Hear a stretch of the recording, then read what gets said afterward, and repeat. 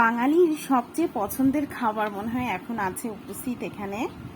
এখানে ইলিশ মাছের ভাজা, তেল দিয়ে মরিচ ভাজা, রসুনটা অবশ্য আমি বেগুন ভাজার আগেই করে নিয়েছিলাম। এই যে সঙ্গে আছে বেগুন ভাজা, ইলিশ ভাজার তেল, এই যে মাছের ডিম ভাজি, সঙ্গে মচমচা করে ইলিশ ভাজি আর গরম গরম ভাত। বিসমিল্লাহ বলে বুড়ির প্লেটে উঠিয়ে দিই। তুমি চলে এসেছো। ভাজা মাছের ডিম, একটু মরিচ ভাজা। বুড়ি কিন্তু মরিচও খায়। রসুন বেশ অনেকগুলো ভেজেছিলাম, কিন্তু রসুনটা মাম্মাম খেয়ে ফেলেছে অনেকগুলা। এটার উপরে দাও। তেলের উপরে দিব? আচ্ছা ঠিক আছে। এইটা হইলে কিন্তু মানুষের আর মনে হয় না স্পেশালি বাঙালির আর কোনো কিছু লাগে।